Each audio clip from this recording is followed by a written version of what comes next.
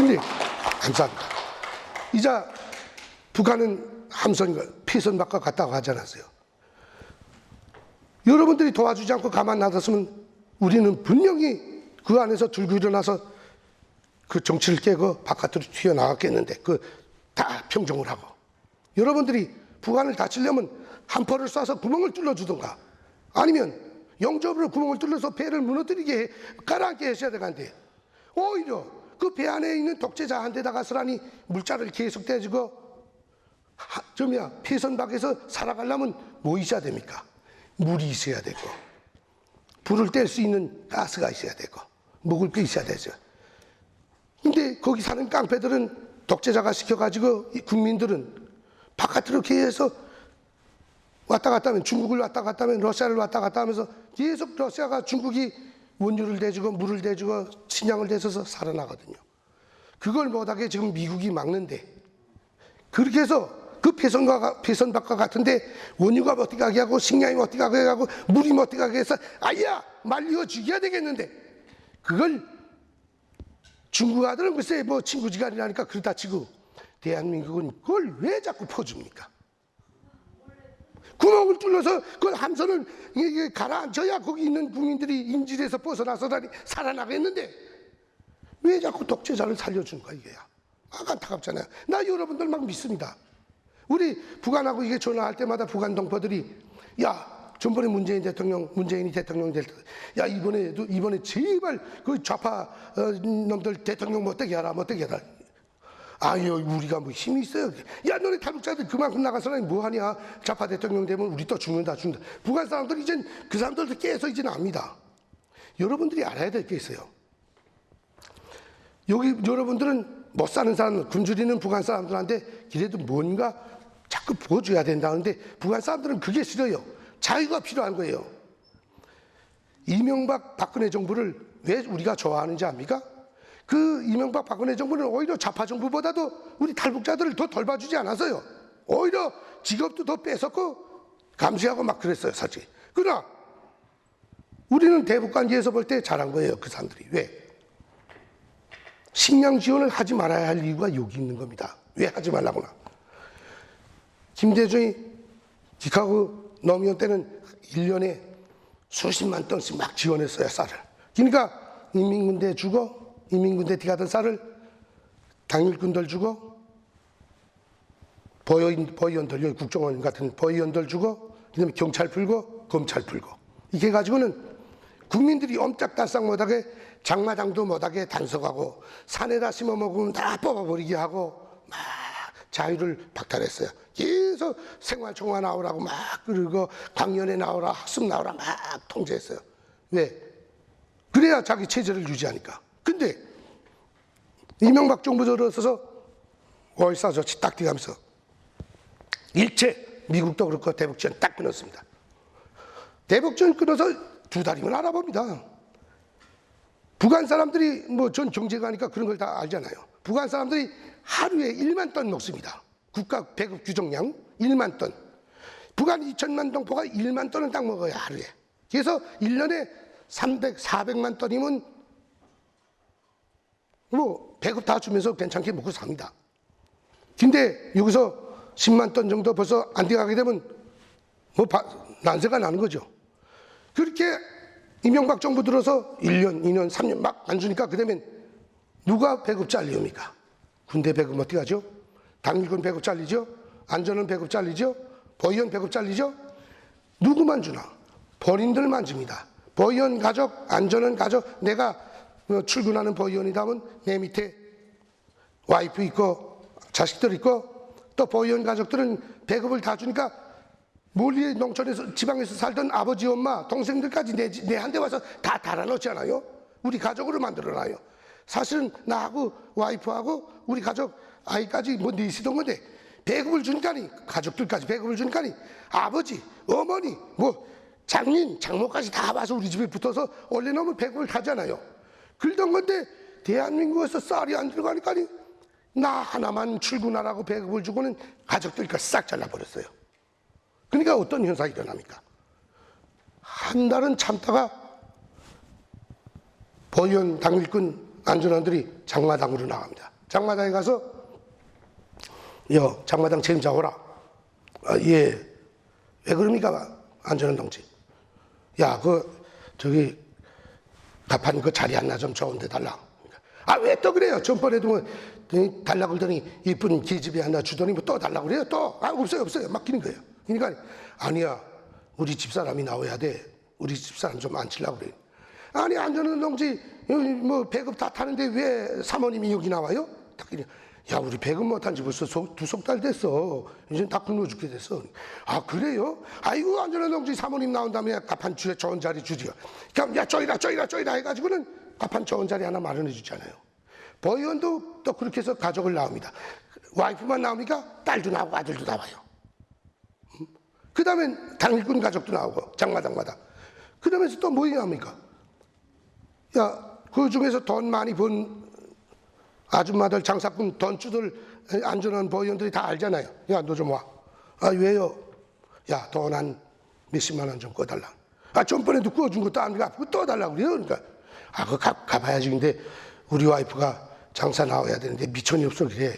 아니, 뭐, 배급 안 줘요? 뭐, 배급 안전한 동지랑 보위원 동지랑 다 배급 타는데 뭐, 여긴 왜 나와요? 오히려 여기 나왔다 욕먹잖아요. 그러니까, 우리 배급 못한 지 몇 달 됐어. 돈 좀 꺼줘. 그러면 꺼줘야죠. 그러니까 이 안전한 가족, 보위원 가족, 당일꾼 가족들이 몽땅 장마당 쫙 앉잖아요. 그전엔 안전한 보위원들이 나와서 장마당 못하게 하고 뺏고 발로 차서 막 무너뜨리고 똑짝 이렇게 빵 술병은 깨버리고 막 이러던 것들이 자기 와이프가 나와서 있으니까 그 깡패들이 저 꽃제비들이랑 돌아다니면 덮치기하고 이게 돈 뺏고 여기 양아치들처럼 야, 오늘 본 데서 더 술값 한 번 내. 야, 술병 오늘 한 병 먹자. 공짜 먹는 새끼들. 안전원들이 이거 다 잡아가고 통제를 해주는 거예요. 장마당을 지켜주잖아요. 그러니까 평민들이 좋잖아요. 사실 안전원이 보위원이 지켜주니까 편안하게 장사를 할 수 있잖아요. 이게 바로 자유예요. 그 다음에 산에다 심어 먹잖아요. 산에다 땅대기 읽어서 심어 먹던 건데 지난날엔 안전원 보위원들이 그걸 가서 뽑아버리고 통제하던 것들이 자기네 아버지, 할아버지들이 안전한 가족들이 그 땅대기를 가서 산에 가서 밭을 읽어가지고 농사 감자도 심고 뭐 심는 거예요. 안전한 가족들이 심으니까 뭐 여러 사람들도 두말할 것 없이 막 심잖아요.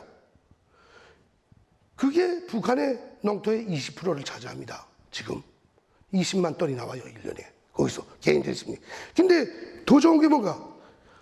그 개인들이 심은 밭에치는 가을만 되면 군대아이 새끼들, 도적놈 새끼들이 밤엔 멀리 와서 자꾸 채먹고 채가고 따가고 파가고 해서 걱정이었는데 안전한 보위원들이 총 차고 가서 밤에 지키는 게 원두막 지어놓고 그 주변에 몽땅 지켜주는 거예요.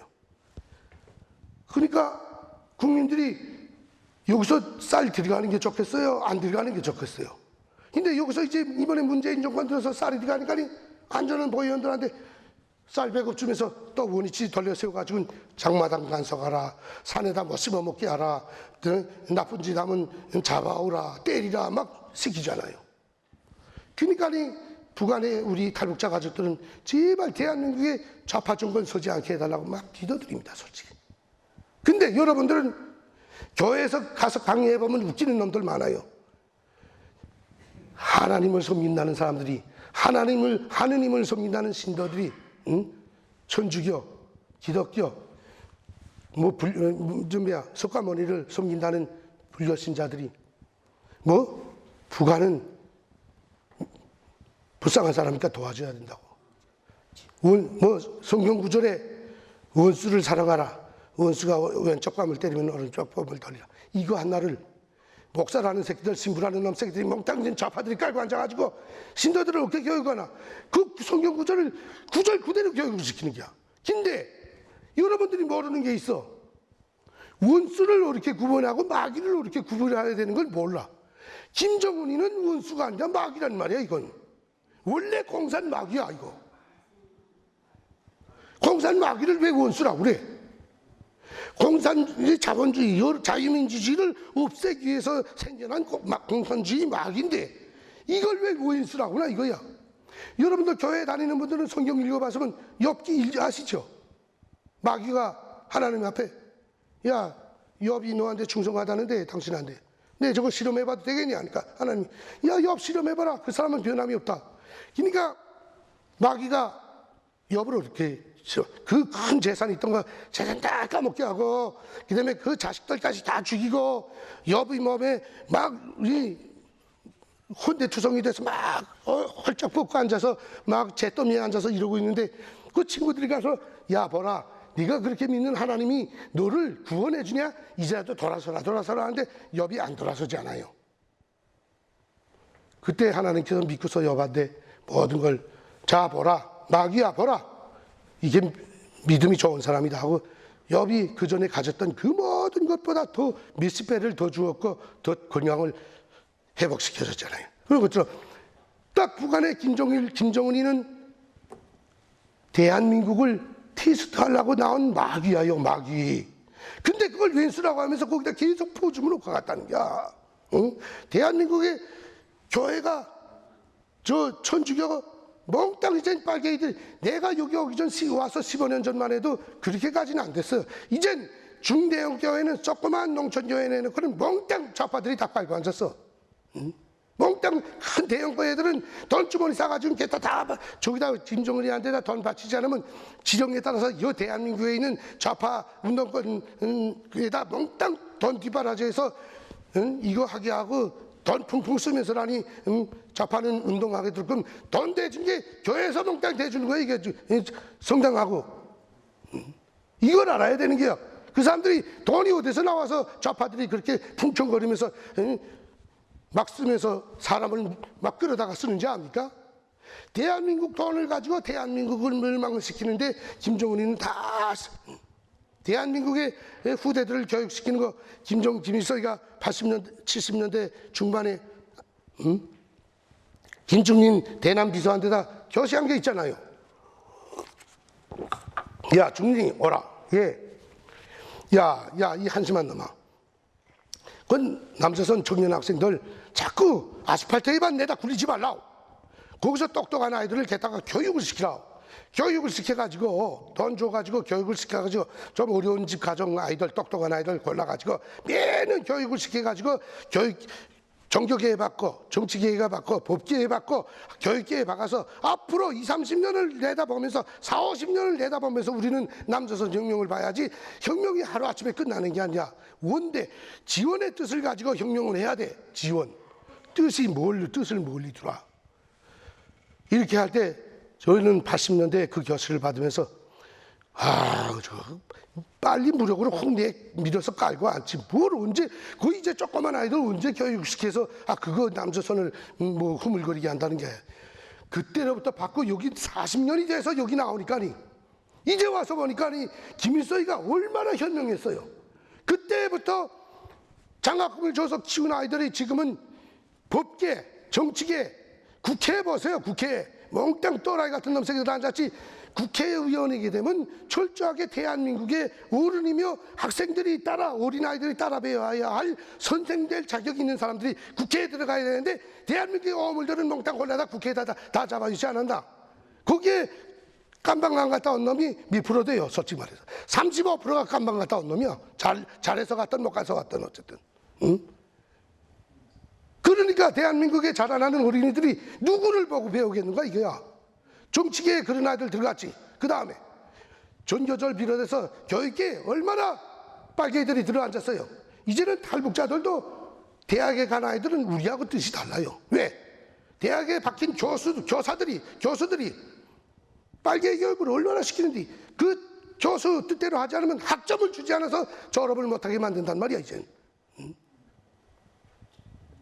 기가고 법조계 보세요. 자기네 대통령 빡빡 잡아있고 자기네 헌법 소장인지 그 사람도 막 잡아있고 그죠?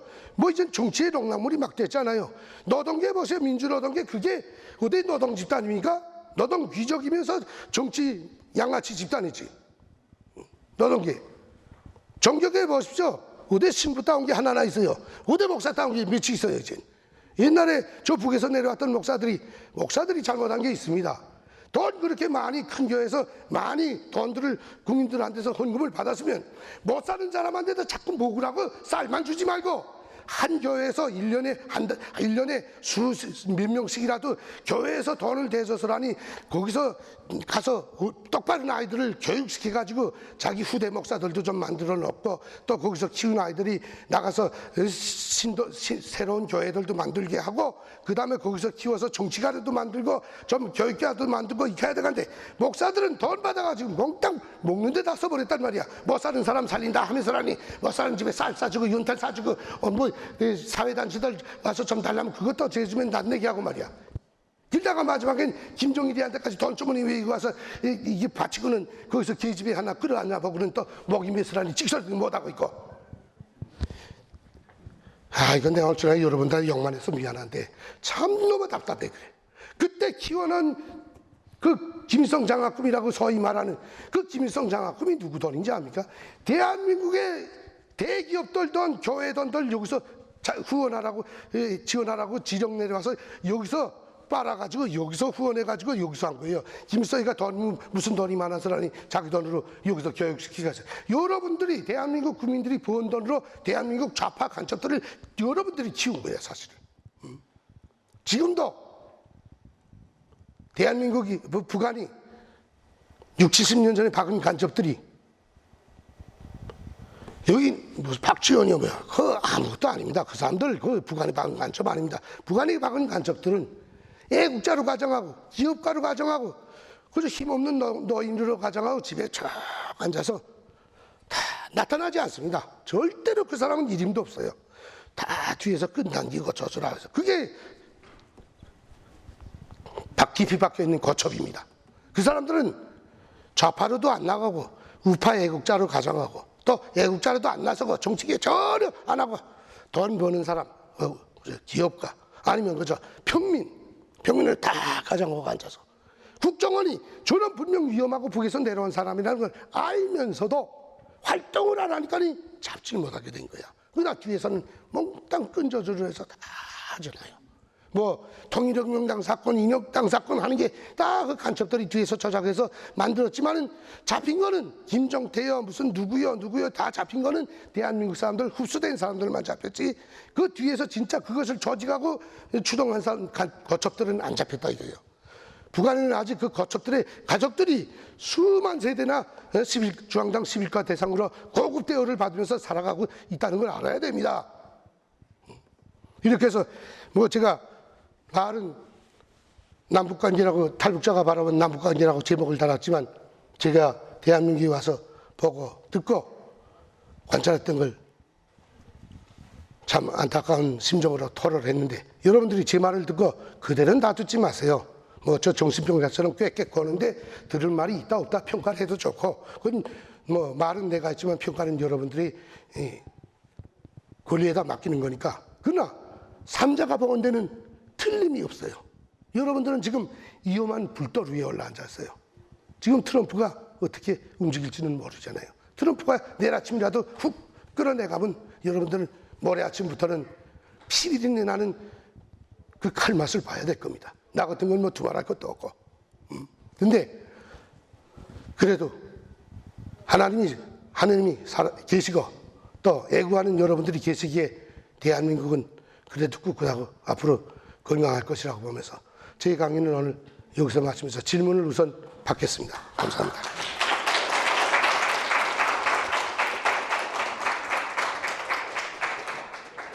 네, 김진남 대표님께서 정말 열정을 담은 강연을 해주셨습니다. 수고해주신 김진남 대표님께 다시 한번 감사합니다. 지금부터 질의가 갖고 가겠습니다. 질문이 있으신 분들은 손을 들어서 빼주시고 소속과 성함 말씀해 주시면 감사하겠습니다. 그리고 질문 시간에 강연을 또 다른 강연을 해주시는 분들이 계세요. 죄송하지만 그 질문 시간에 질문을 해주시면 감사하겠습니다. 1분 안에 질문을 정리해 주시면 감사하겠습니다. 네, 그럼 지금부터 질문 받겠습니다.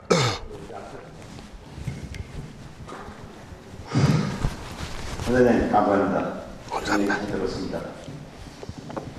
저는 그 포럼에 있는 그 간부인데 요즘에 그 보도에 의하면은 2017년도에 북한 경제가 마이너스 2.7%라고 했습니다. 근데 요즘에 나오는 걸 보면은 금년에 마이너스 5%가 되겠다 해서 개성공단 금강산을 재개한다고 하더라도 북한 경제를 메꿀 수가 없다, 이러한 기사가 나왔습니다. 그렇다고 하면 이러한 상태대로 북한을 제재를 계속한다고 하면 과연 저 정권이 얼마만 버틸 수가 있는가 질문을 드립니다. 네, 예. 아주 뭐 경제 분야니까 제가 힘들지 않게 답변을 드리겠습니다. 정확한지 모르겠는데 북한 경제를 저도 북한에서 이제 대학을 졸업하고 아까 말씀드렸지만 수십 년간 북한 경제를 이제 뭐 제가 운영한 건 아니고 어느 부분을 이제 맡아서 하다 나니까 좀 아는데 북한은 지금은 몇 프로 성장이다 마이너스다를 따질 형편이 아닙니다. 여러분들이 보십시오. 경제하게 되면 생산과 판매입니다. 생산과 유통이 아니에요, 기본. 근데 생산이 이루어지자면 뭡니까? 4대 요소입니다. 정치경제학을 배우신 분들 아시겠죠? 뭐 남한 분들이야 다 대학 졸업했으니까 4대 요소. 우선 인력, 동력, 그다음에 생산력, 기계수단, 생산수단, 그다음에 원료자재. 이게 있어야 생산이 이루어지잖아요. 북한의 경제가 왜 망했습니까?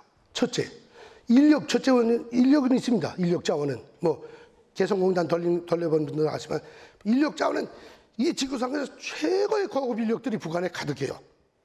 내가 체코에 여성 노동자 200명을 중학교 졸업한 아이들 요만한 것들을 데리고 가서 일을 시켰는데 신발 공장, 부식포 생산 공장, 가방 공장 뒤다 맨 처음에 견습을 시키지 않습니까? 6개월간을 견습 기간으로 공장들이 잡았습니다. 체코가. 체코 노동부가. 근데 몽골, 우크라이나 노동자들도 와서 일을 하는데 6개월이 지나도 신발을 못 만들고 가방을 자꾸 가방 공장, 고급 소가죽, 양가죽, 말가죽으로 가방을 만드는데 하나만 삐뚤어 나가게 되면 이게 손해가 막 간단치 않거든요. 근데 이 아들은 이게 우크라이나, 몽골 아이들은 6개월이 지나서 이걸 못해서 쩔쩔매요. 근데 우리 아이들이 요만한 것 정말 참 1m 60 미만 아이들 요거 막 소년단으로 삐어내려 같은 아이들 데리고 가는데 체코 사장이 야 미스터 김 당신 여기 어린아이들 놀이터 주 데려온 거야? 자 아들이 우리가 만든 신발이 여러분 아시게요? 서방대원 전투경찰대원들이 신는 신발, 모자, 이거 무릎 보호대, 이거 얼마나 꽉꽉한 겁니다. 그 과죽이 꽉꽉한 거 비닐. 그거를 이게 밀어서 당기는 그 재봉은 어른 남자들도 힘들어합니다. 가들이 어떻게 저 재봉을 하나 하니까 우리 아이들이 합니다. 그래서 기대를 태웠어요. 보름이 되니까니 우리 아이들 200명 거기다가 그 체코 노동자들 50년, 30년 한 기능공들보다도 훨씬 잘하는 거예요. 깨끗하게. 물론 평양에서 경공업 산하에서라니 옷을 하든 재봉을 한두 달은 타던 아이들이 나가긴 했지만은 그렇기 때문에 북한 아이들이 나가게 되면 개성공단이 왜 성공했다는 걸 그래서 자신만만하게 합니다. 6개월은 거사하고 한 달 전에 우리 아이들은 100% 기계를 다 타고 체코 아이들과 같이 경쟁을 했어요. 근데 체코 아이들이 하루에 신발을 10컬레를 만드는 게 노동 규정인데 우리 아이들은 15컬레, 20컬레를 만드는 거예요. 그러니까 노동 종량이 올라가잖아요. 그러니까 체코 노동자들이 우리 아이들을 막 때립니다. 야 너희들은 조금씩 만들라 우린 힘들어서 10컬레도 못 만들는데 너네 20컬레를 만들어서 노동 종량을 자꾸 깎아놓으면 우린 죽으라는 거냐. 내가 이거 우리 아이들 북한 사람들 자랑을 하느라고 있겠는데 최고의 노동력은 가졌지만은 뭐가 없습니까? 원료자재 없어서 망했지 않았습니까? 그 다음에 제일 긴장한 게 동력 아닙니까? 전기가 있어야 요즘엔 21세기인데 옛날처럼 뭐 탈곡기 발로 눌러서 볏짚 털던 그런 시대가 아니잖아요. 전기가 있어야 되는데 북한은 전기 생산량이 구조가 지금 꾸려낸 구조가 북한 전기 총 생산량이 100이라 하면 전기 생산력을 수력발전소, 화력발전소, 수력발전소 45개, 화력발전소 8개 해서라니 총 100% 필요한 데서 70%밖에 건설이 돼 있잖아요. 아직도 3분의 1을 더 건설해야 북한에 필요한 전력량을 생산할 발전 설비가 들어왔습니다. 그런 상태에서 지금은 뭡니까? 수력발전소의 70%를 의존하는데 지금은 여기도 보다시피 눈, 비가 적게 오지 않습니까? 그래서 수력발전소들의 물이 3분의 1밖에 안 차서 이거 청내에 먹어요, 솔직히 말해서. 그러니까 발전량이 안 나와. 화력발전소 석탄지름이 있는데 석탄을 캐야 나오지 않습니까? 그래서 70%밖에 발전 설비가 안 들어선데다 거기서도 또 40%밖에 생산이 안 돼서 기본 군수공장만 돌리고 그다음에 김일성, 김정일 그 체제 유지하는 그것만 돌리고 나면 평양시 겨우 불줍니다. 조금. 그 다음에는 민간 산업공장들은 거의 다 전기가 안 들어와서 원료자재가 있어도 동력이 없기 때문에 생산 못 하잖아요. 결국 원료자재가 없잖아요. 원료자재 뭡니까? 철덩어리 가지고 2천만이 먹고 살아요. 철은 많아요. 석탄 많은데 그거 가지고는 안 되잖아요. 난 경공업 부문에 종사해서 합니다. 북한에 원유 나옵니까? 생고무 나옵니까? 결국 목화솜 나옵니까? 화학섬유 나옵니까? 원유를 가공해야 경공업 생산품을 생산할 부산물들이 나와서 섬유도 나오고 유마비닐도 나오고 모뚜모도 나와 나일론도 나오고 해서라니 인민소비품을 생산하겠는데 원유 가공품을 못하고 오리지널 이것도 없으니까 천연자재도 없으니까 몽땅 수입해. 경공업품 생산량의 99%를 수입에 의존하는 게 북한입니다.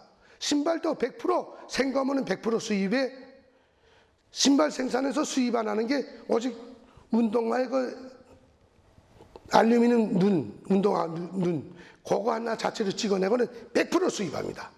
그런데 수입 안 하면 뭐가 필요합니까? 달러가 있어야 돼, 미국 달러. 북한 또 이거 종이짝 같은 거 주면 누가 줍니까? 돈이 없으니까 원료자재 수입을 못 하는 거예요. 이게 생산이 안 되는 거예요. 근데 지난 기간에는 김정은 시대 때 뭔가 대한민국 좌파 정부가 이제 한 게 북한 경제가 조금은 그래도 마이너스에서 벗어난다 이런 게 정보를 올렸을 때도 있어요. 근데 우리는 그걸 알고 있습니다. 왜? 김정일 시대하고 김정은 시대에 들어와서라니 경제는 안 돌아가니까 건설만 한 겁니다. 건설. 여명거리 건설이요. 이번에 문재인이 갔을 때도 그 여명거리 에어컨도 안 나오고 없는 그거 아파트 놓고서 대단하다고 그 여명거리 그렇게 높은데도 여름에 에어컨 하나 없어요. 이 평민들 에어컨 하나도 못 씁니다. 물도 안 올라가고 전기 없으니까 꼭대기까지 물도 안 올라가고 승강기도 안 올라가고 그거 놓고 선전을 했지만은 건설도 경제건설의 한 조항으로서 퍼센트가 들어갑니다. 그래서 10만 세대, 20만 세대 주택만 건설한 것이 북한 경제건설 조금 발전 지표를 해가지고 그래도 마이너스 2%로 됐는데 지금 김정은 시대에 들어와서는 그것마저도 줄어서 미국이 대북 제재라니까 중국에서 들어오고 러시아에서 들어오던 그것마저도 원유 수입량과 기가후 달러를 계속 이거 은행 제재를 들어가니까 달러 유통을 하지 못해서 달러 벌이를 못해서 지금은 우리가 하고 있는 작년도에 마이너스 12%까지를 봤습니다. 지난 2007년도 대비를 봐가지고. 근데 앞으로는 거의나 멎어설 수 있는 경우에 들어갔다고 봅니다. 그 기간에는 그래도 중국 사람들이 북한에 들여가서라니 북한에 노는 피복 공장들과 경공업 공장들에 집어여서 신발 생산, 담배 가공, 그다음에 피복 가공 이것을 인가공시켜서 내가다 나니까 그게 경제건설에서 약간 조금 지표를 올려줘서 그것마저도 됐는데 이젠 미국이 들어가고 나가고 하는 걸 딱 차단하니까 가공 무역을 못하게 됐어요. 피복 가공이 큰 항목을 차지했고 신발 가공도 큰 항목을 차지했고 특히나 담배 가공 북한에서 더닐 550호 러스만 몽땅 위조 담배 만들어서 중국으로 내다 팔거든요. 중국에서 위탁받아가지고 이것이 싹 절단됐기 때문에 올해는 더구나 10% 아래로 마이너스 10% 아래로 될 것이라고 저는 장담하며 북한이 이대로 간다고 무너지나 아까도 이야기했지만 피선박과 같이 여기서라니 계속 대포질을 해서 구멍을 뚫어주지 않는다면 저 상태로 계속 유지됩니다. 왜? 북한은 유리한 게 있잖아요. 농토가 있습니다. 농토가 몇 정보인지 압니까? 198만 정보입니다. 198만 정보. 198만 정보에서 한 정보에서 2톤씩만 나와도 400만 톤이 나오는 거예요. 지금은 집단용령 체제니까 농민들이 일을 하지 않고 농촌 지원 간 사람들이 일을 하지 않아서 한 정보에서 광명이 500kg 나오는 수준이니까 자급자족이 안 되지만 저걸 이제 개인들이 중국 사람들처럼 개인들한테다 이렇게 땅을 나눠주게 되면 한 정보에서 2톤 내지 3톤이 식량이 나오기 시작하면 자급자족하는 거는 1, 2년 내에 빡긋하는 겁니다. 북한이. 거의 200만 정보거든요. 200만 정보에서 한 정보 3,000평에서 1톤씩만 나와도 200만 톤 나오지 않습니까? 근데 3,000평에서 개인들이 하게 되면 2, 3톤 나오거든요. 그렇게 하게 되면 자급자족합니다. 근데 북한은 그 개인들한테 농토를 나눠주지 않지 않습니까?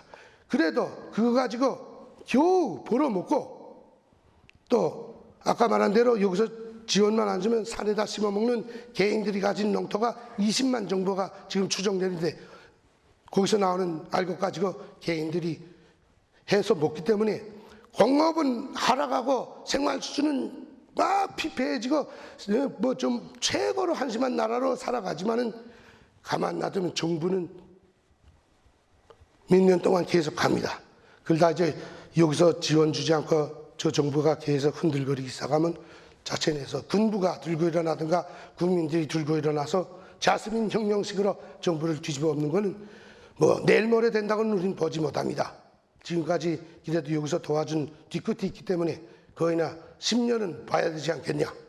그것도 대한민국이 중국이 도와주지 않고 가만 놔둘 때만이 가능한 겁니다. 자꾸 대한민국이 이게 김정은이 몸값을 추슬려주고 그 가가 독재할 수 있는 돈을 지어주고 물자를 지어주고 식량을 지어내주고 북한을 혁명화 뒤집어 엎는 혁명화는 그 날은 점점 더 멀어질 겁니다. 감사합니다.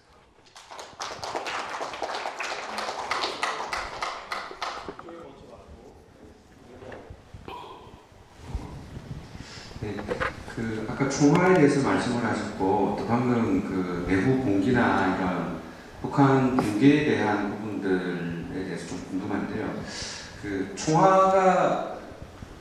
총화를 하게 됨으로써 서로가 공기를 한다 하더라도 서로가 커뮤니케이션이 돼야지 공기가 되는데 총화라는 부분이 아예 원천적으로 공세가 돼서 어떤 공기될 수 있는 그런 계기가 되는 것들이 좀 있는지가 좀 궁금하거든요. 네, 그게 제일 중요한 겁니다. 우리 탈북자들도 뭐 대북 비라하고 대북 방송하는 사람들은 자꾸 후원을 받아야 되니까 거짓말을 합니다.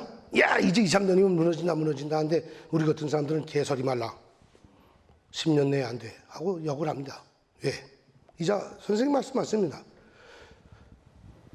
공산주의자들이 왜 일국일당제를 하는지 압니까? 여기는 다당제입니다. 다당제가 불리한 게 뭡니까? 유리한 게 뭐이고? 유럽 같은 데는 다당제 하게 되면 당이 서로 나와가지고 이게 우리나라가 갈 길이다, 이게 우리나라가 갈 길이다, 너는 나쁜 놈이다, 너는 좋은 사람이다 하는 것을 이렇게 말하자면 논쟁을 통해서 올바른 길을 선택하는 이런 길로 가는데 이게 다당제의 유리점입니다. 근데 대한민국의 다당제는 보수 정권에서 오게 되면 북한의 지령을 받은 야당 정권이 그거를 허무는 그 병폐가 있습니다. 그러니까 참 답답한 거죠, 대한민국은. 대한민국 정치는 꼭 북한과의 싸움이거든요. 북한 공산주의자들이 왜 일당제냐? 촛불을 보면 압니다. 촛불이 이만한데 여러분들 촛불 항상 심지가 하나죠. 여기에 심지가 2개, 야당제 한다고 하면 심지 2개 꽂아보십시오. 촛불 운동하는 기토기가 먼저 찌익 녹아 떨어지면서 촛불 망가져서라니 흩어지고 맙니다. 그러나 그 중간에다 촛불 심지를 하나 쫙 꽂아놓고 계속 붙여놓으면 그 촛불이 마지막까지 탈 때까지 하나도 흔들림없이 갑니다. 이게 공산 정권이 촛불 정권입니다, 사실. 반대파가 없는 거예요, 이게. 반대파가 나올 수 없는 거예요. 반대파가 나오면 독재니까 무조건 여러분들 박정희를 독재했다고 하게 되면 참 무식한 겁니다. 감시, 내가 얼마나 감시를 받나? 8중, 7중 감시를 받는데 내가 직장에 출근하면 우선 내 옆에 당세법 비서가 오늘 출근해서 왜 지각했어? 어쩌나 왜 청화 안 하고 갔어? 딱 통제합니다. 자료 묵죠. 그 다음에 우리 중앙기관 담당 버위원, 국정원이죠. 이게 상좌. 여기로 말하면 중요해지요. 2알짜리 별. 이 사람이 야 김태산이 오늘 아침에 몇 시에 출근했어? 오늘 왜 국제전화는 뭘 하고 누구하고 뭘 통화하고 사업은 뭘 했어? 국내에서 누구 만나서? 집에 갈 때 자동차 승용차 타고 가서 누구 차 타고 갔어? 다 스파이를 통해서 장악해가지고 계속 자료 처리했죠. 그 다음에 중앙기관 담당 경찰, 이건 중자입니다. 그러니까 여기로 말하면 소령이죠. 이 사람이 버위원보다 한 등급 낮으니까 이 사람이 저와 같이 또 그렇게 감시합니다. 그다음에 중앙기관 검찰이 또 그렇게 합니다.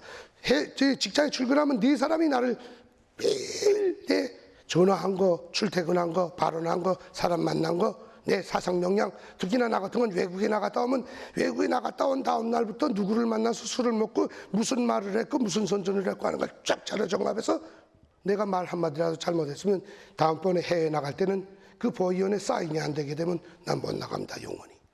이렇게 직장에서는 그렇게 감시를 받고 직장에 퇴근하고 집에 오게 되면 동담당 경찰과 동담당 보위원이, 보위원은 대이고 서자 내지 대이고 경찰은 중위 내지 상위입니다.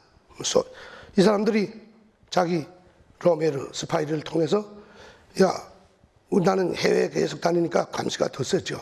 몇 호집 세대주 출퇴근 미스하고 그 사람네 집에서 술 먹었는데 노래 부르며 먹었나? 노래 부르는데 무슨 노래를 부르며 먹었나? 녹음기 틀어놓고 먹었나? 춤을 췄는가? 자동차 몇 대 왔으며 자동차 번호는 뭐가 뭐이 왔댔고 누구누구 왔댔나? 이것이 딱 적혀서 탁 들어갑니다. 이렇게 감시가 6중 내지 7중 막 이렇게 감시가 돼요. 여기서 하나라도 내가 발언 실수, 행동 실수, 노래를 잘못했다든가 이제 중국에 갔다 와서 야, 그 중국 아들 전번에 갔던 것보다 더 발전했더라. 확실히 개혁 개발이 좋긴 좋더라. 이 소리 한마디만 하게 되면 나는 영원히 해외 출장을 다시는 못 나갑니다. 왜? 까만 딱지가 딱 붙기 때문에. 그거 한 번 붙으면 거의나 3,400달러는 써야 됩니다. 북한에서 그때 당시 3,400달러는 간단한 돈이 아닙니다. 사실 여기서 3,4천 달러보다도 더 비싸죠. 그걸 갖다가 그 동보위원 아니면 누구한테다 우리 간부처장이 야 태산이 오라. 너 이번에 저 몽골 출장 문건 낸 거 이거 부결돼서. 아 왜 또 그래요?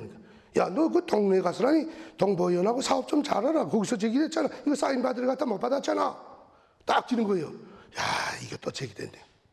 지금 할 수 없습니까? 뭐 우리 과장한테다 국장한테다 나 하루 시간 좀 주세요. 시간 내 가지고 저녁 때 일찌감치 퇴근해 가다가 동보위원한테 들려가지고 보였나 뭐 잘 아니까 서로 우리 집에 술이나 한잔 먹자. 오늘 왜 이렇게 일찍 퇴근했네? 딱 그러면 나 좀 아파서 일찍 왔어요. 데리고 집 가서 술 한잔 권하게 먹이고 이거 좀 쓰라고 하면서 돈봉투 하나 주고 담배 한 2막대기 10갑짜리 주고 좀 도와줘. 그 왜 그래? 야 한번 혼나야 돼. 기현이 아버지 한번 혼나야 돼. 이렇게 말해서 말 막 해가지고 동네에서 소문 다 났잖아. 하고 좀 막아주라 막 이거는 더 보이나고 친하니까 그래. 근데 그 사람이 안 막아 그 사람이 잘라버려도 또 안전은 경찰선으로 올라가니까 할 수 없이 보위원은 또 막는 거예요. 그러면 보위원한테도 주고 안전원한테도 주어야 그래서 몇백 달러씩 주어야 해제가 되는 거예요. 그러면 나 출장 나갈 수 있어요. 이렇게 감시가 심합니다. 응? 이렇게 감시가 심한데 붕괴가 쉽겠습니까? 힘들지요. 근데 이제는 옛날하고 달라졌어요. 북한이 얼마나 달라졌는지. 군대들도 이제는 막 김정은이 들어와서 뭐 조인다 해도 배때기 거푼 데다가 이제 먹는 활동을 장마당을 통해서 막 산에 이젠 옛날에는 산에 가서 혼자 살게 되면 반동이라고 몰아서 그런 데다 감옥에 있는데 이제는 노동자들이 짐을 지고 산에 가서 화전을 일궈가지고 거기서 감자를 심어가지고 감자홈을 파고 거기다 감자를 이어가지고 거기서 겨울을 나면서 거기서 살거든요. 그러니까 개별적으로 이제 산에 가서 막 살아요. 근데 그걸 끌어내리질 못해요. 내려오면 배구를 줘야 되는데 야 이놈아 나 그럼 굶어 죽으라고 반항하는 거야. 그러니까 이젠 반항 세력들이 점차 일어나서 반혁명 반정부 집단들이 생겨나서 지금 보이부가 몰입게나 썩습니다.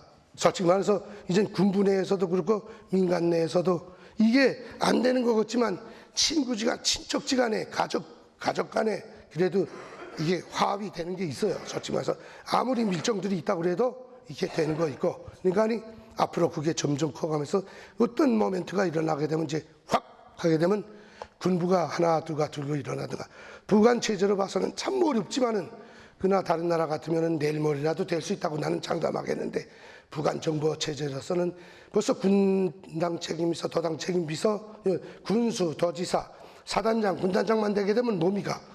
자동차에 도청기 설치돼 있죠? 개인 개별 수용차에. 그다음에 사무실에 도청기 설치돼 있죠? 개인 집에 사무실에 소고에 도청기가 3개, 4개 다 설치되어 있습니다. 그렇기 때문에 뭐 절대로 어쩌지는 못해요. 그러나는 지금은 너무나 독재가 심하고 너무나 배가 고프고 너무나 감시가 너무나 심하다니까 그게 오히려 이젠 돌출구로 돼서 튀어나오는데 자꾸 대한민국에서 해줘서 김정은의 몸값만 올려주지 않고 지원을 줘가지고 경찰, 보위원들 배급만 못 주게 하면 감시망이 허술해지니까 같이 농민들과 빈민들과 같이 안전한 경찰들이 보위원들이 같이 농민들과 벌어먹고 같이 환합이 되니까 꽂아받치질 않는 거예요. 그렇게 되게 되면 또 탈북자들이 들이보낸 돈을 보위원들이 같이 놀아먹으면 통합이 돼서 탈북자들을 도와주는 경우도 많아요. 이제는 사회가 그렇게 됐으니까 여기서 좀 저놈 체제 도와만 안 주게 되면 나는 10년 전에 얼마든지 가능하다고 합니다. 그 전에 하나님께서 도와서 미국이 빨리 좀 때려주면 좀 감사하겠고, 네, 감사합니다. 여기 질문 받고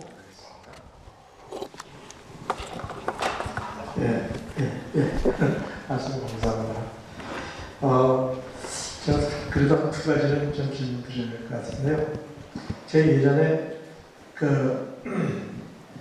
펜앤마이크에다가 우리나라 북한이, 그러니까 우리나라가 먼저, 남한이 먼저 하느냐, 북한이 먼저 망하느냐, 그런 시간 게임 같은데 말이죠. 제가 거기다 권해를 하나 한 게 뭐냐면, 김정은이가 제일 중요한 거예요. 그러니까 김정은이 현상금을 1,000만 불을 걸어라.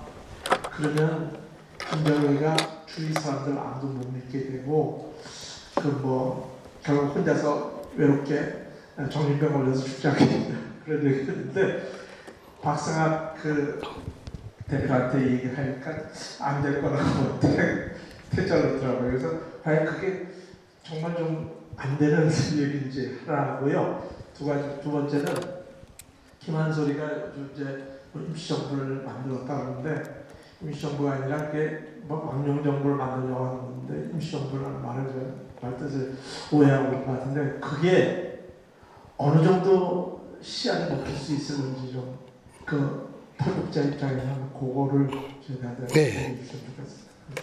예, 참 이게 중요한 문제예요. 이것도 현상금 거는 문제는 그건 참 그것도 물론 뭐 북한에서 이제 북한군대다 여기 우리가 삐라로 이제 김정은이만 지금은 우리 탈북자들이 1억 달러를 걸었어요. 솔직히 말해서 뭐 이해란 박사 같은 여성들은 1억 달러를 모아서 이제 김정은 목에다 걸어놓고 현상금으로 선포까지는 했습니다만 그렇게 되면 어쨌든 뭐 방법은 여러 가지 아니에요. 네, 방법은 여러 가지 해서 야만 죽이게 되면 너 죽이고 이제 사람만 나오면 너 죽어도 네가 죽어도 네 가족들에게 1,000만 달러의 현상금을 줄 것이다. 그건 담보한다 우리가 이런 식으로 되게 되면 우선 그게 실현이 안 돼도 김정은이로서는 그 소리만 들으면 이게 속이 툭 뒤집어지는 거예요.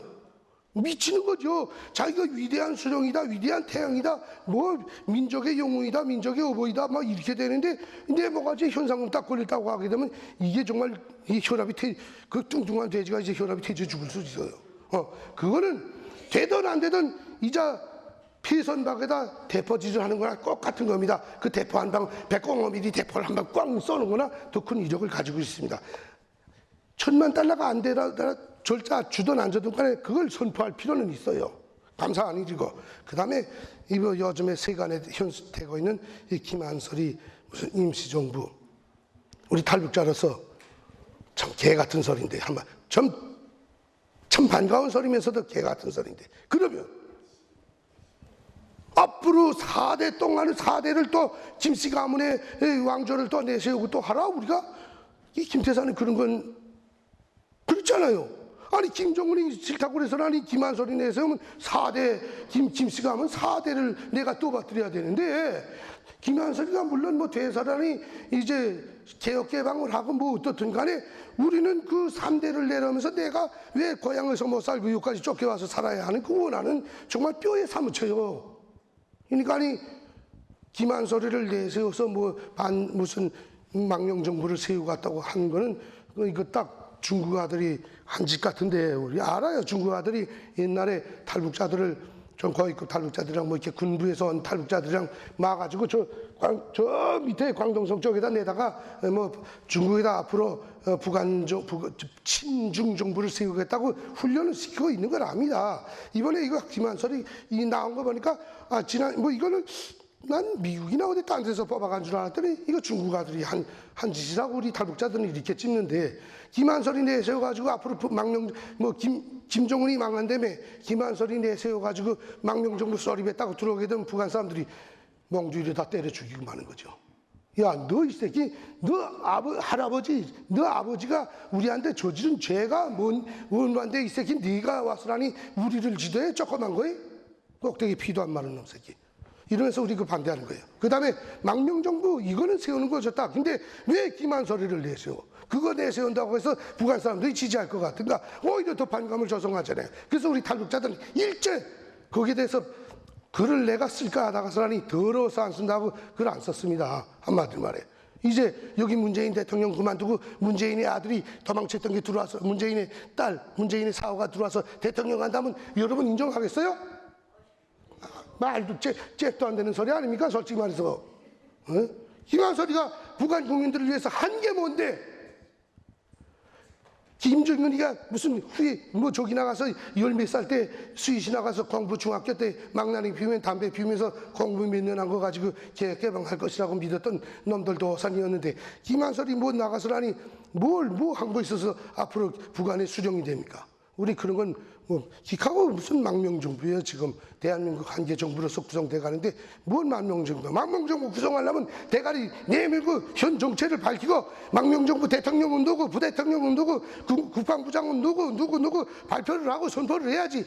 뭐 망명정부 낸다고 무서워서 얼굴도 못 내밀고 나서서 이제 쥐새끼처럼 숨어서 망명정부 한다면 그게 옛날에 상해임시 정부 망명정부 세웠을 때 숨어서 했습니까? 자기 얼굴 다 내밀고 대통령 누구 무슨 주석 김구 누구 뭘 다 공개적으로 해놓고 쓰라니 하지 않았습니까?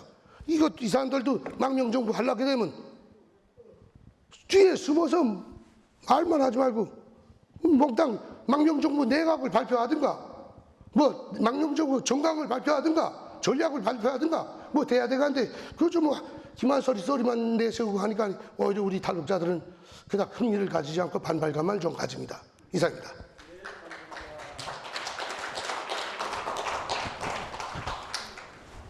네, 좋은 강연 잘 들었습니다.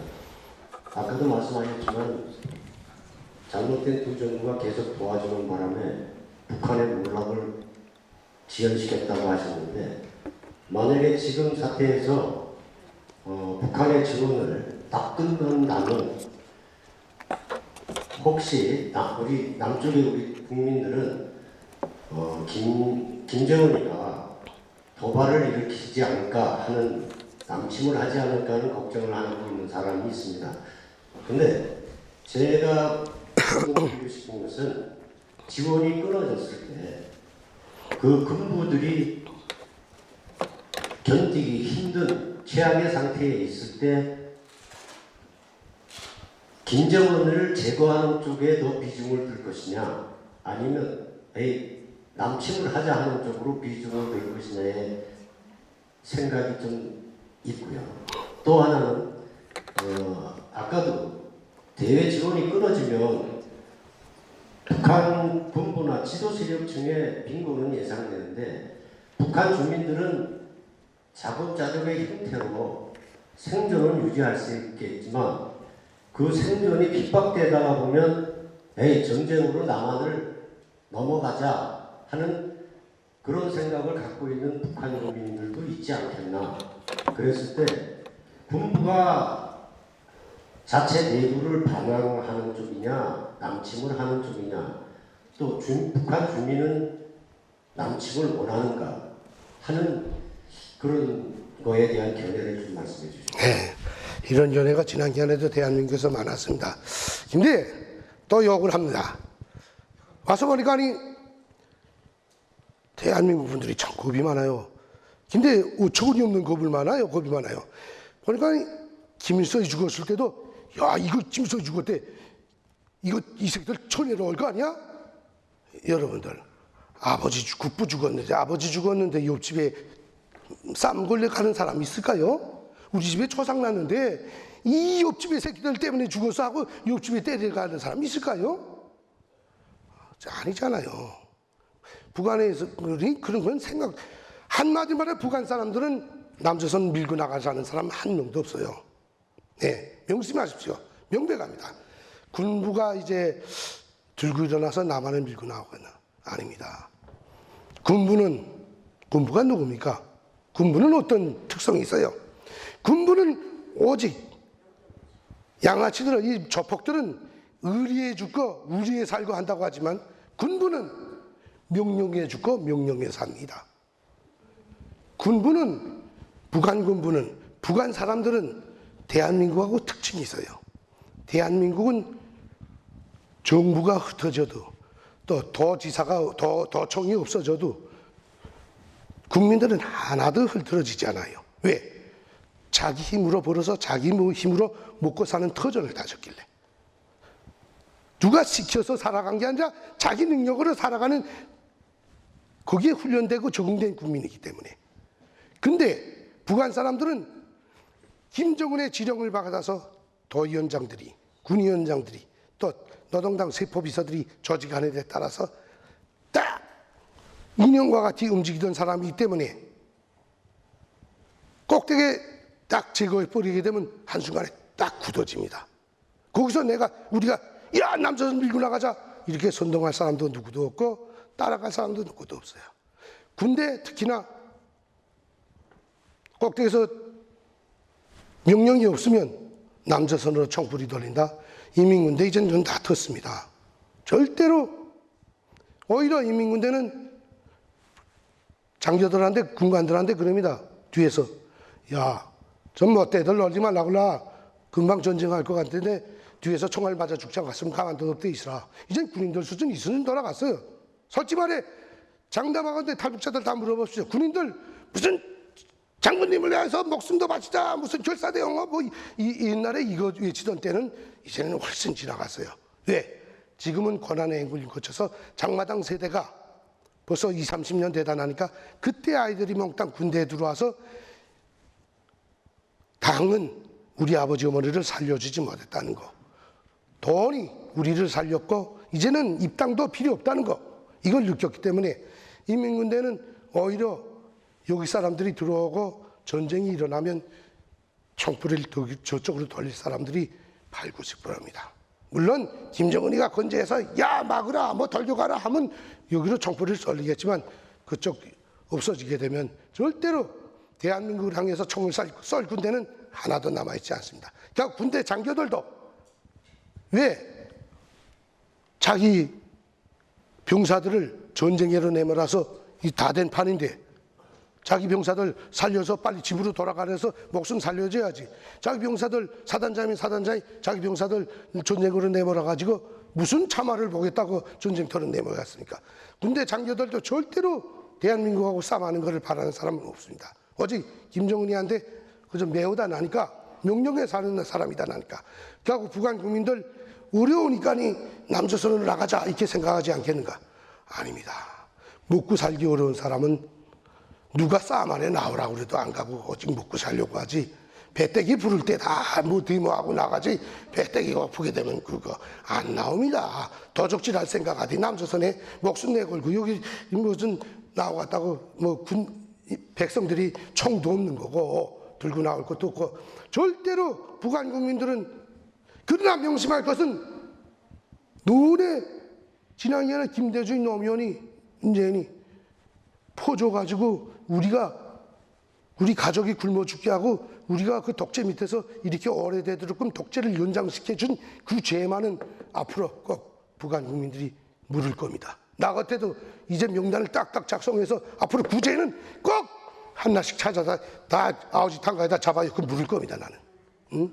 그러나 그 후에 여러분들한테 아무 죄도 없는데 왜 여러분들을 다치겠어요? 우리 북한 국민들 그렇게 잔인하고 혹독한 사람 아닙니다. 그러나 우리를 그렇게 고통 속에 허덕이게 만든 정권에 종사하던 사람들에 대해서는 더 북한의 대남연락서 문서고에 있는 당의 충성을 맹세하고 조선노동당원에 입당한 여기 사람들은 그 죄를 우리는 묻겠습니다. 여러분들은 묻지 못해. 자기 친척, 형제, 동지들이니까 친구들이니까 묻지 못하겠지만 우리는 묻겠습니다. 이상입니다.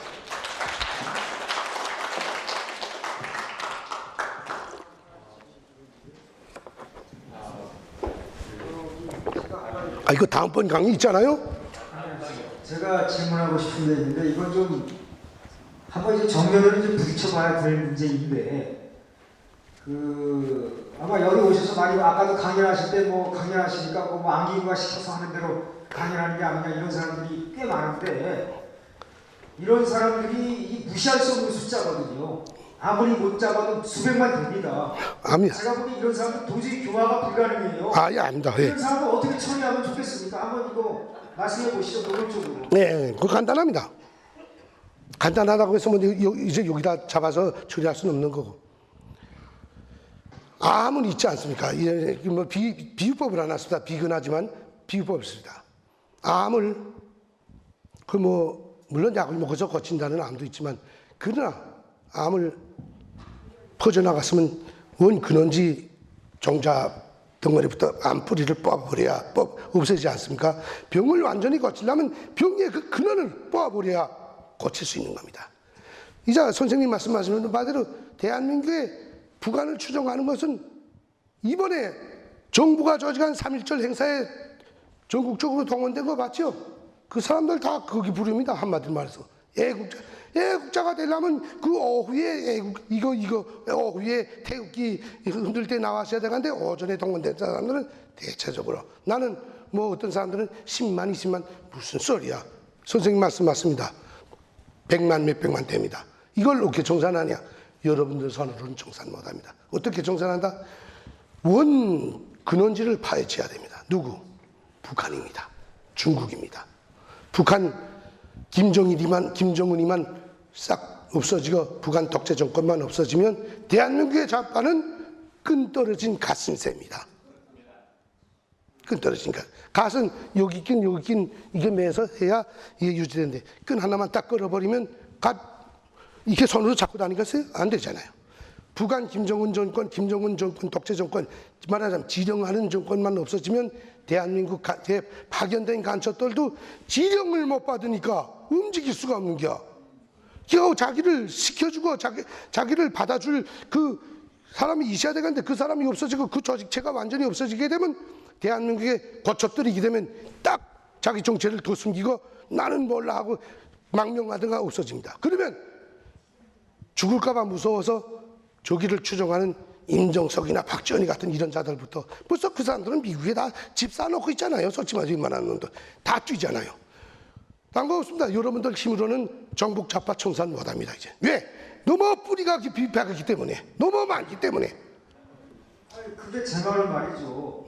그런 사람들이 확실히 그렇게 되면 이제 기가 죽고 아무것도 없어서 활동을 안 하게 될 거거든요. 근데 그동안 지은 죄를 내버려두고 처벌 안 한다는 게 말이 됩니까? 그건 뭐 여러분들한테 맡기죠, 내가. 그래서. 사랑하세요. 대한민국 분들 원수를 사랑하라, 원수를 사랑하다 얼마나 그래요. 또 교회에다 불러다 놓고 또 뭐 설교한다고 하면 살려준다고 그러면 다 살려주세요. 대한민국 분들 뭐 그런 거 잘 살려주잖아요. 원수는 사랑하라, 원수는 사랑하라. 원수를 사랑하자고 원수라고 생각하는데요. 그건 앞으로 그 사람이 지은 죄의 정도에 따라서 잡아 10건 잡아요. 그 죽일 건 죽이고 뭐 자기가 알아서 도망칠 건 도망치고 그럴 겁니다. 앞으로 그와 반면에 이제 우리 북한 사람들한테 죄를 지은 사람들에 대해서는 이자도 말했지만 저희들이 뭐 좀 노력도 해보겠습니다. 그러나 걱정하지 마십시오. 그 사람들이 운명 얼마 가지 못합니다. 인정합니다. 그거는. 감사합니다.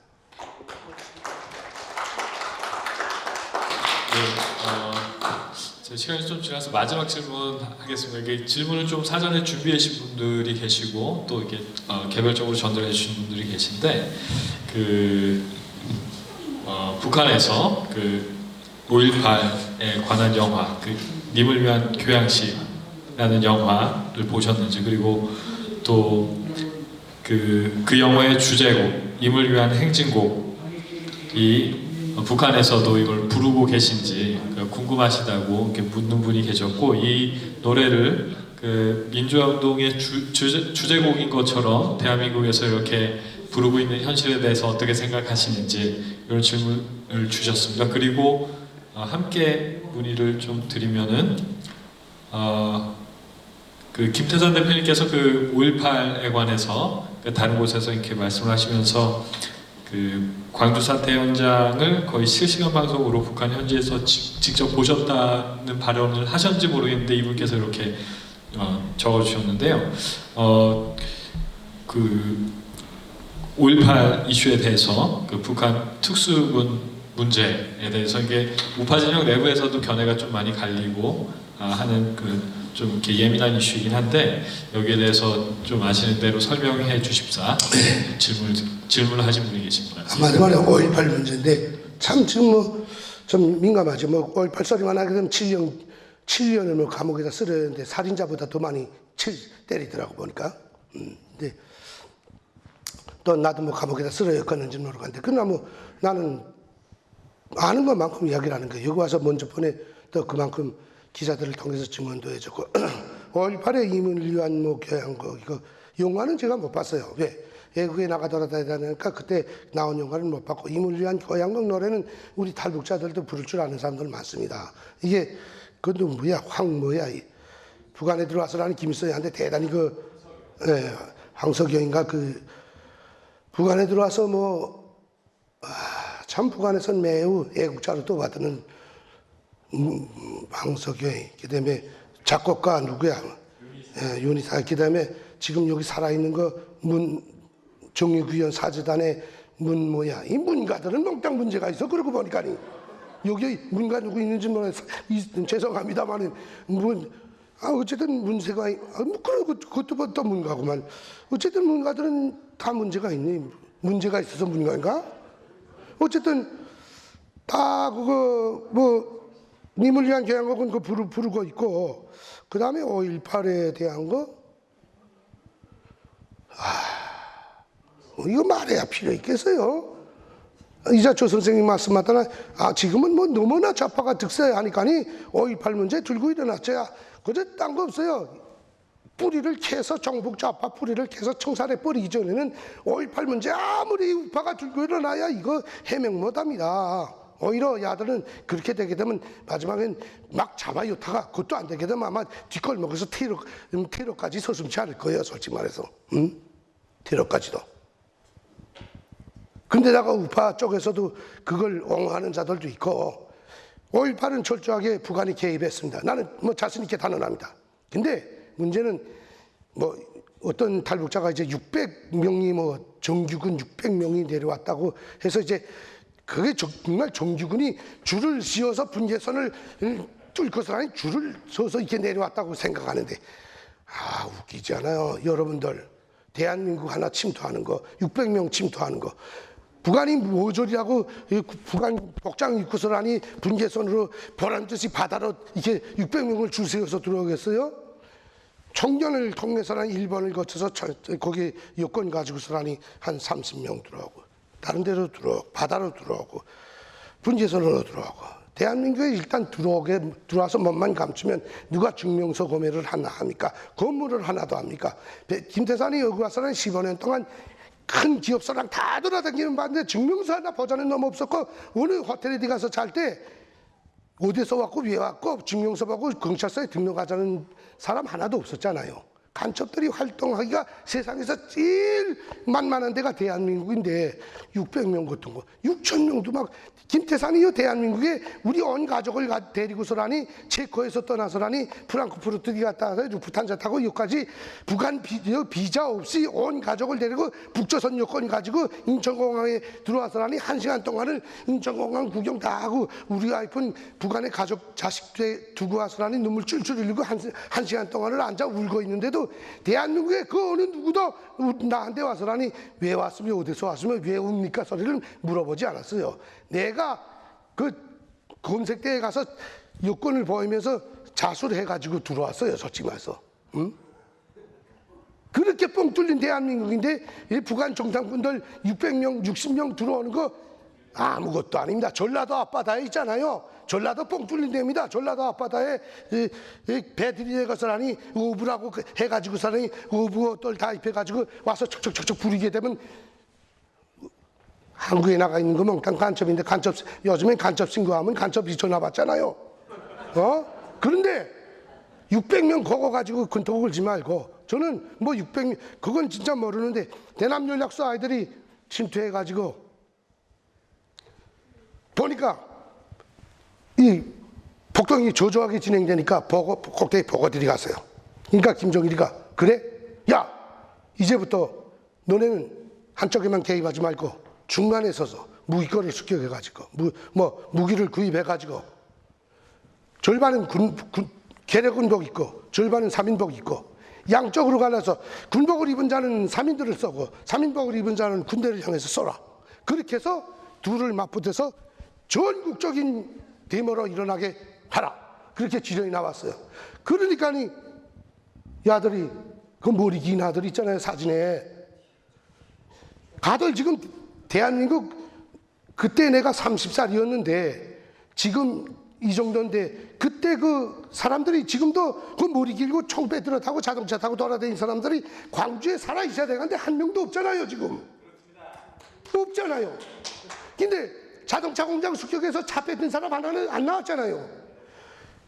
광주 그쯤에 도청에다 폭약 뚫어질 2,800개가 28,000개를 설치한 폭약 기술자 안 나왔잖아요. 하나도 안 나왔잖아요. 그리고 광주 무덤에 신원 미확인 시신들이 아직 있는데 왜 정부가 이걸 몽땅 파가지고 DNA 다 검사해서 광주 시내 사람들 검사해가지고 광주 사람이 아니고 대한민국 사람이 아니면 북한 사람 맞지 않습니까? 이거 시체 꺼내서 임십육 서초이 아니라 가빈청 맞은 자리 있는 거 그때 시대 선거 국군을 향해서 총질한 거 다 가빈청으로 쏴서 맞아 죽었는데 가빈청 자리 난 거는 그 가빈청은 군대가 들었어요? 그때 대한민국 군대 가빈청은 전쟁 때 쓰던 거 아닙니까? 미군이 그때 쓰던 거 가빈. 근데 그 총으로 맞아 죽은 거 왜 깔아뭉개는 거예요? 주인 없는 시신은 왜 DNA 검사 안 하는 거야? 정부가 깔아먹자고 했잖아요. 그 다음에 북한의 북한의 증거를 아무리 말해야 말이니까 그건 증거 안 된다고 하잖아요. 요즘엔 증거 위주로 해가지고 문서 아니면 지문 아니면 DNA 아니면 사진이 나와야 증거로 인정하는 판인데 김태산이가 여기서 아무리 북한군이 나왔다고 해도 안 믿을 거 아닙니까 좌파들은. 여러분들이 김태산이 말 듣고 북한군이 나왔다고 아무리 떠들어야 좌파들은 그걸 인정하지 않고 법으로서 니놈 새끼 나쁜 놈이라고 해서 7년 동안 감옥에 잡아 욕했다는 거 아닙니까? 필요 있어요? 5.18 난 두출 필요가 없다고 봅니다. 5.18 그 기념재단에 보면은 자기네들 타임라인에 5월 22일 날 500명의 사람이 서울에서 대학생들이 넘어왔다. 그걸 지금까지도 있거든요. 알죠. 우리는 아는데 그걸 글쎄 그때 사진을 찍어서 증거는 이제 이 사람들이 왜 아까도 말했지만 왜 북한이 무너지는 걸 반대합니까? 북한 문서권만 이제 대남연락서 문서권만 탁 뒤져서 그때 나왔다가 들어간 사람 용신거 받은 사람들 많아요. 이중요금, 삼중요금 받아서 널고 먹는 사람들 많고 그 다음에 죽어서 못 들어온 사람들 많은데 그 문서가 이제 다 공개되게 되면 광주에서 지금 무슨 무슨 그 광주 무슨 라고 등록돼 가지고 거의나 4,500명 되는 사람들이 대대로 먹고 사는 거 봤지 않았습니까? 그게 다 폭로되고 죄행이 폭로될까봐 그래서 북한 정권을 살리자고 하는 사람들인데 이걸 파낸다고 아무리 여러분들이 파내자고 해도 정북 좌파 정권이 이제 이 나라 정권이 완전히 없어지기 전에는 이거 파내지 못합니다. 못 파냅니다. 증거 없잖아요. 김태산이 아무리 말해야 오히려 뭐 나만 죽이자고 그러겠죠. 그런데 나가서라니 뭐 지만원 같은 사람은 김태산이를 오히려 간첩으로 몰았으니까 대한민국 정부에서는 너는 지만원이가 간첩으로 모은 사람인데 간첩의 증거를 어떻게 믿겠냐? 뭐 이렇게 들면 내가 뭐가 돼? 지만원이 내가 와서 증언한 것을 지만원이는 자기가 연구한처럼 탈북자들이 책 쓰고 5.18에 대해서 책 쓰고 다 한 걸 지만원이 다 뺏어서 자기 공로로 해먹고는 이다음에 그 탈북자들을 몽땅 광수로 몰아버렸잖아요.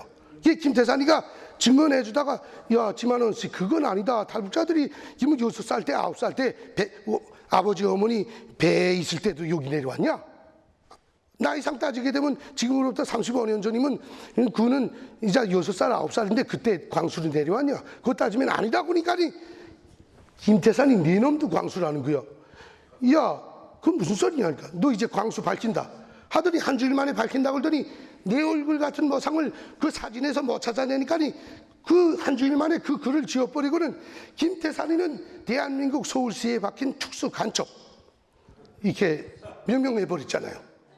그러니까 이 탈북자들을 증인으로 내세워가지고 보수 우파들이 탈북자들을 증인으로 내세워서 이 광수를 밝히고 어쩌면 5.18을 밝혀야 되겠는데 몽땅 광수로 되어 있으니까 증인으로 나설 수가 없는 거야. 그러니까 지만원 씨가 5.18을 밝히는 척하면서 5.18을 무마시키는 짓을 한 거야. 솔직히 말해서 증인이 없잖아. 증인이 5.18 무슨 증인이 없는데 응? 그러고 지만원인 김태산이가 나와서 5.18에 대해서 증명하고는 자기 정체를 감추기 위해서 허위 증언한 것이다라고 딱 때려버렸어요. 그러니까 뭐 어떡할래요? 탈북자들 몽땅 탈북자 단체장들 650명 북한에 있는 사람까지 해서 이번에 최종적으로 650명을 광수로 몰았는데 지만원이가 이게 5.18을 밝히자는 사람입니까? 그러니까 이번에 국회에서도 김진태 그다음에 누구 여자 한 명하고 지만원이 데려다 뭐 이거 하면서 오히려 야당은 지금 문재인 정부가 들어서서 경제 운영 잘못하는 거, 민생한 거, 북한 빨아먹는 거, 북한에 퍼준 거, 무슨 전라도에다 집사놈 국회의원, 무슨 김경수 드루킹 문제 이거 가지고 계속 문재인 정권을 허물기 위해서 놀아가야 되는데 뚱딴지 같은 5.18 들고 나와가지고 땅대에 가서 시선 썰려가지고 국회의원만 하나 떨어지게 만들었잖아, 솔직히 말해서. 응? 지만원은 거기 나가서도 탈북자들이 몽땅 광수라고 공개적으로 발표해버렸어. 그러니까 이 탈북자 중에도 모조리 같은 새끼들이 있어가지고 단체장들이 하태경이가 그 18위 같은 놈은 하태경이가 이번에 탈북자 단체장을 불러다가 또 지만원을 고소하는 고소장을 썼어. 이 탈북자 이 단체장 모조리 같은 놈 새끼들이 또 하태경 이거 또라이 같은 것도 쫓아가서 싸주는 밥 처먹으면서 또 고소장 지만원이 고소를 또 했어요. 이게 참 나같아도 답답하고 여러분도 그래. 난 뭐 이렇게 하면 미안한 말이 될지는 모르겠는데 5.18 묻어두세요. 이제 그 파내려고 그래야 괜히 공연불됩니다. 누구도 신경 안 씁니다. 누구도. 대한민국 정부 문재인 정부하고 신경 쓸까요?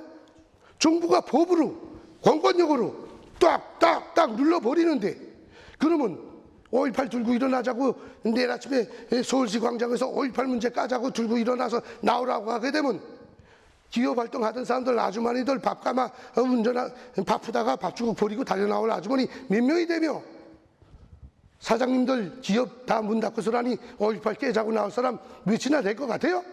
남들이 다 해주기만을 바라지 자기가 직접 돈을 바치고 힘을 바치고 피를 바치고 노력을 해서 나라 찾자는 보수 몇 명 됩니까?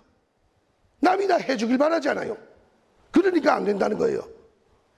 그러니까 미국이 북한을 때려서 저 정주국을 없애버리든가, 북한 사람들이 이젠 들고 일어나서 저 김정은을 잡아 죽이고 이젠 대한민국의 좌파 정권까지 싹 쓸어버리든가, 그 두 길 중에 하나밖에 없다는 거예요, 솔직히 말해서. 그렇게 해서 여러분들은 이 문정부가 또 앞으로 새로운 자기 정부가 북한을 지원해주는 그따위 정부가 나오지 않도록 그것만 좀 도와달라는 겁니다. 나는 이상입니다.